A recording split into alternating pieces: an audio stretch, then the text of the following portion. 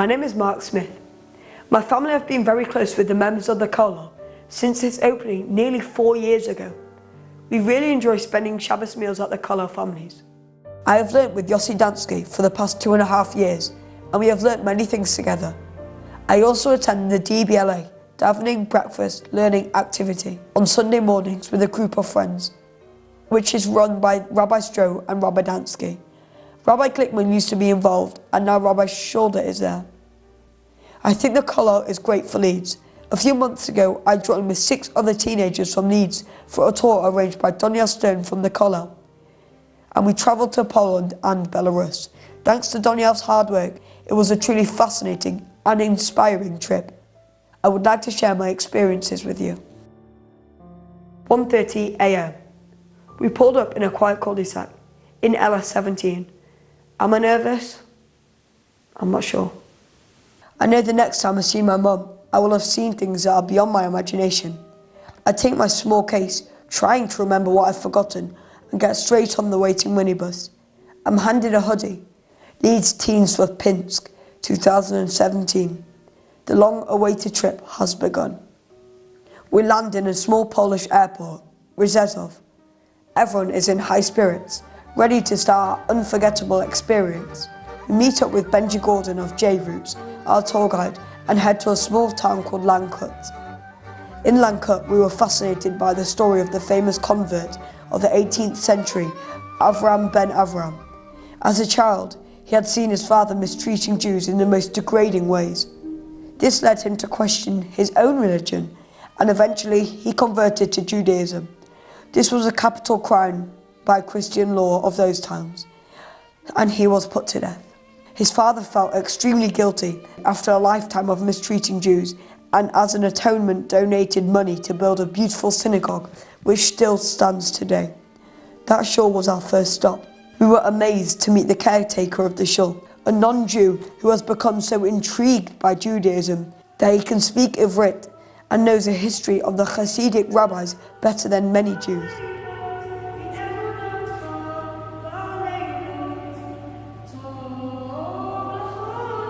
The shul's beauty touched me deeply. I somehow felt connected to the place, but it was soon time to move on. Our next stop was Rzeszów, where we were hosted for lunch by a very generous Israeli couple who lived there.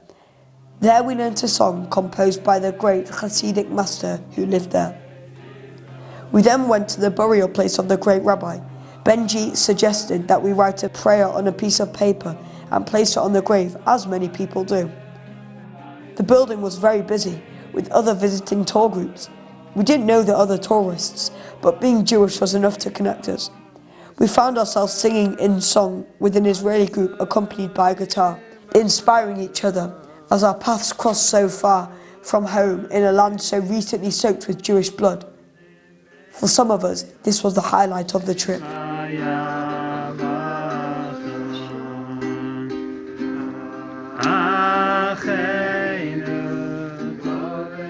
We continued our travels to various sites where Jews had lost their lives and heard some truly moving stories from our tour guide. We visited a mass grave on a hillside where 1,500 people's lives were cut short there. It was a truly moving experience. It was there that we were told to text a message to a special person or people in our lives. I wrote and realised how lucky I am to have the life that I do. Our tour guide, Benji Gordon, consistently stressed to us that those who suffered in the war were robbed of the opportunity to make regular choices in life and were forced to make choiceless choices, to quote his words. We have to appreciate that we have the opportunity to make choices. The day had really been long. We were exhausted, very hungry, but overwhelmingly stimulated by the places we have visited. Eventually, we arrived in Zamosk, where we stayed the night. On Thursday morning, we left the hotel bright and early, with our first stop being the death camp of Belzec, where we were moved to tears by the account of the atrocities that occurred there. We were particularly moved by the memorial there, which is a vast wall which has engraved on it thousands of first names, and we were all able to find a variation of our own names. There, the message really hit home hard. This wasn't just 6 million people. It was 6 million individuals, just like us, each with their own aspirations and dreams, who were cut short in the prime of their lives. To me, this was the most poignant place to visit. We then went on to the Majdanek camp, where the accounts we heard of the daily life were so beyond comprehension. We were shocked to see how Majdanek is in the middle of Lublin itself, not a few dozen meters from local Polish houses, in contrast to other camps which were in the middle of the woods, where people could claim more plausibly that they had no idea what was going on. The levels of cruelty and passive apathy that man could stoop to hit hard.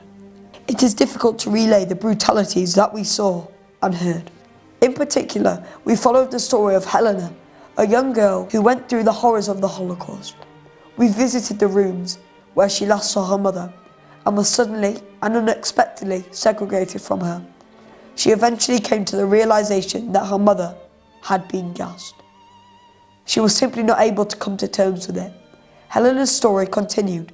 Many years later, as an elderly lady, she travelled back to the concentration camps that she had been liberated from and sat outside and mourned. At this moment, we were handed letters from our parents. This had been thoughtfully planned beforehand, without our knowledge, and receiving these letters was very meaningful for us.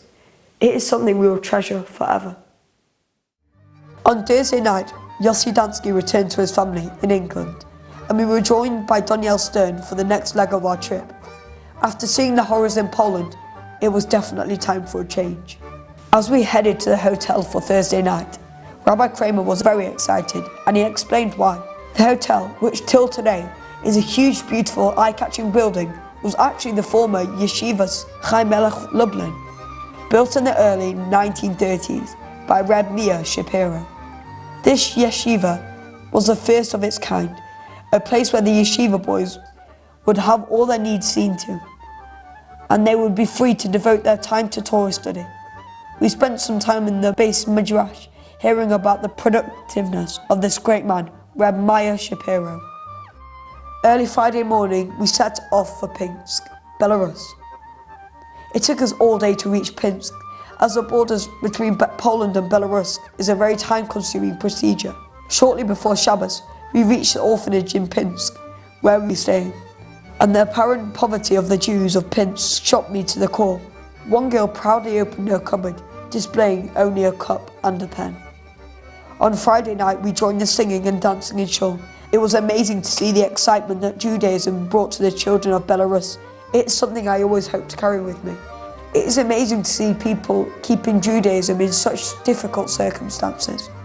We ate lunch at the boys' school, which was extremely lively and inclusive singing. It was the boys' turn to give over the prepared discussions. The afternoon was spent with the teenagers of Pinsk, playing football and table tennis. It is clear that with sport and our common religion, there is much more that unites us than what separates us.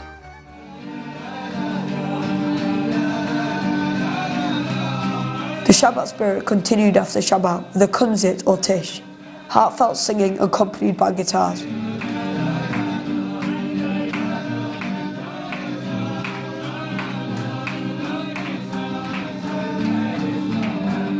On Sunday we left Pinsk and made a long journey back to Poland, and then on our way home at 11 p.m. a minibus pulled over on a quiet cul-de-sac in LS17.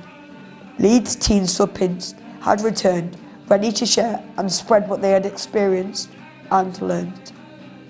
I think this song sums it up. Hirnei lo yanu, v'lo yishan shomei Israel. We see how against all odds, Hashem is with us and Judaism is thriving.